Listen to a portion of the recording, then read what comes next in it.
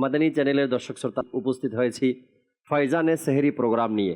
দর্শক চলুন, সর্বপ্রথম সেগমেন্ট রয়েছে আমাদের সাথে, যে সেগমেন্টটি আমরা প্রতিদিন অনুষ্ঠানের শুরুতেই করি, নাতে মুস্তফা সাল্লাল্লাহু আলাইহি ওয়াসাল্লাম।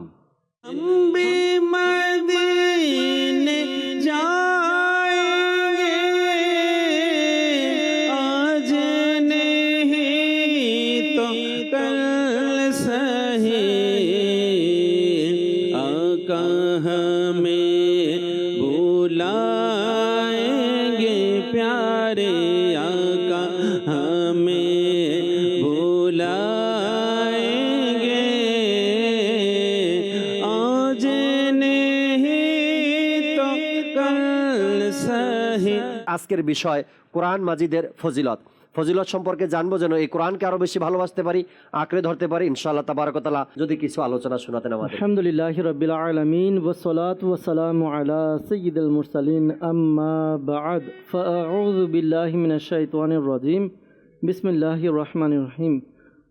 ফয়জানে সেহরি খুবই চমৎকার একটি বিষয় আজকে নেওয়া হয়েছে, কোরআনে পাকের ফজিলত। জি, কোরআনে পাক একজন মুসলমানের গাইডলাইন, আর এটা আমাদের জন্য নিয়ামত, কল্যাণ এবং জীবন পরিচালনার জন্য প্রিয় নবী সাল্লাল্লাহু আলাইহি ওয়াসাল্লামের উপর নুরানি কিতাব হিসাবে আল্লাহ তাআলা নাজিল করেছেন।